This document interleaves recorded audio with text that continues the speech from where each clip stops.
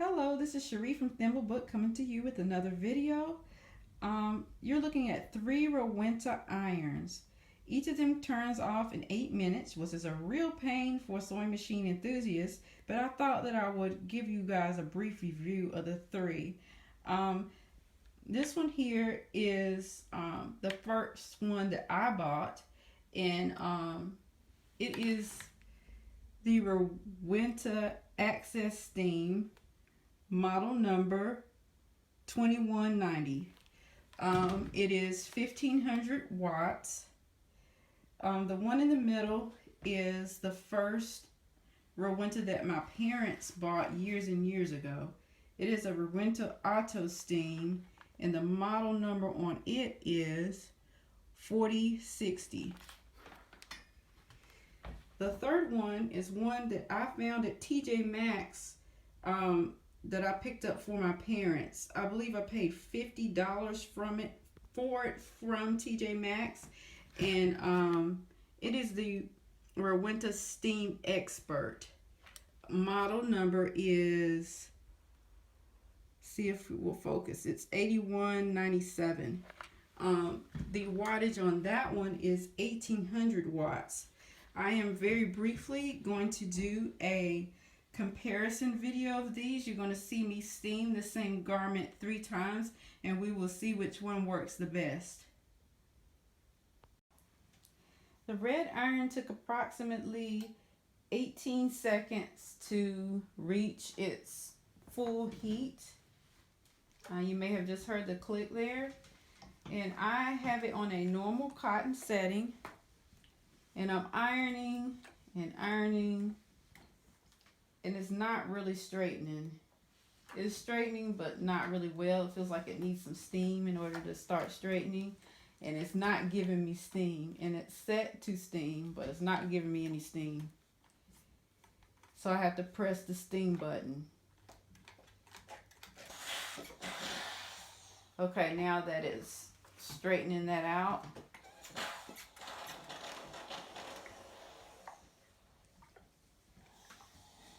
that worked pretty well to straighten that corner out.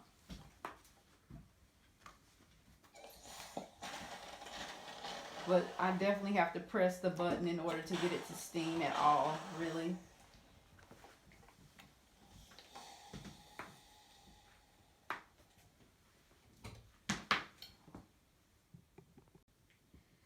This iron took almost a full 24 seconds to reach its full heat and ability to steam.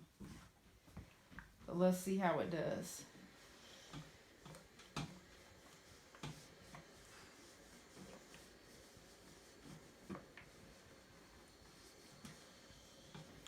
And I think the 24-second reheat up time is really a bummer, since it automatically shuts off after 8 minutes of non-use.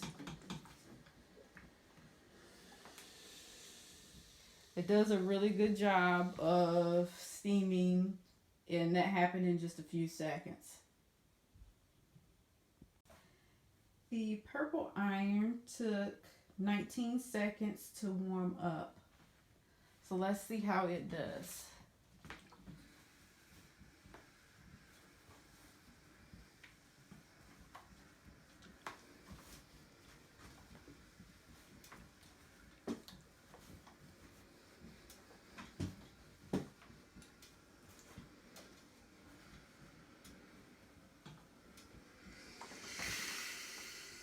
Okay, very quickly, I have ironed the entire back of this skirt. Okay. So, that's that. So now that I have ironed with all 3 irons, let's talk about it.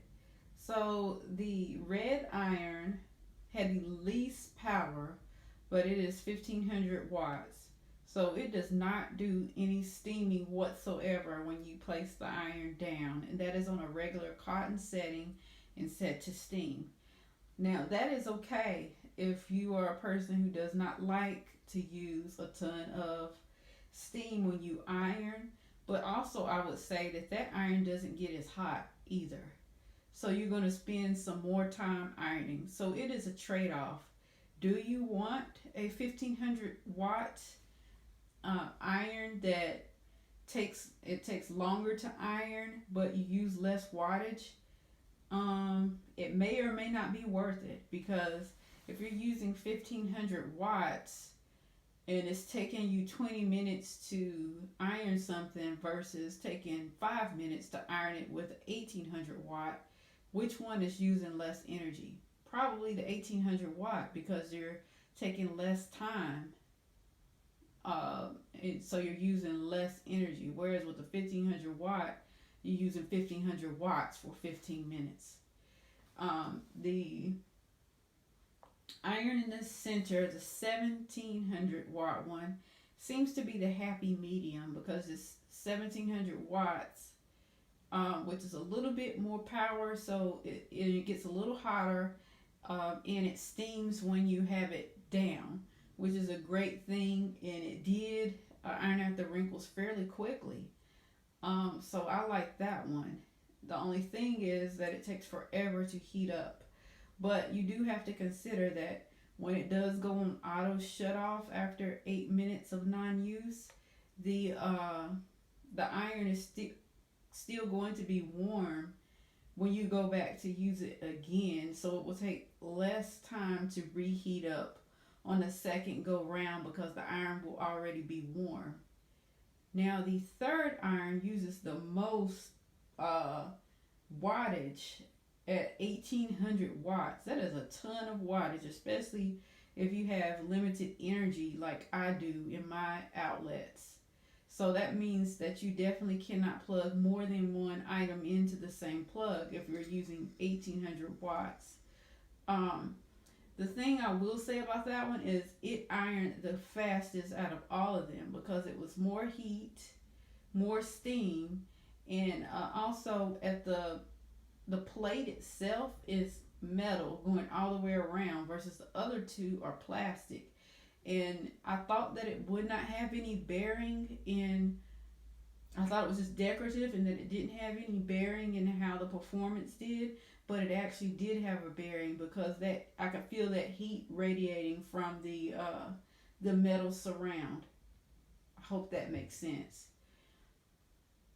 So out of all of them, I felt like the Steam Expert, which is the purple iron, did the best out of all three, but that is to be expected because of the wattage.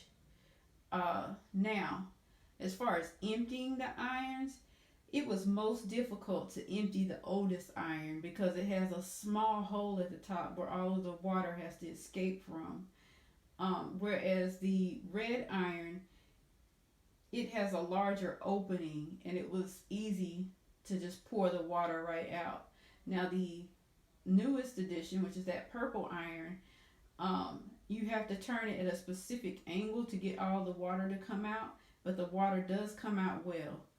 And all three of those irons are still slightly warm, but the purple one is the warmest, and I guess that's because it produced the most heat, so it takes the longest to cool down. So those are all things to consider before you purchase an iron. And if you do choose to get the Rowenta brand, then I will say to do your research, because all Rowenta irons are not created equal, as you can see. They each perform differently depending upon the wattage. So with that, I will say I hope you have a wonderful rest of your day or the rest of your evening, and take care.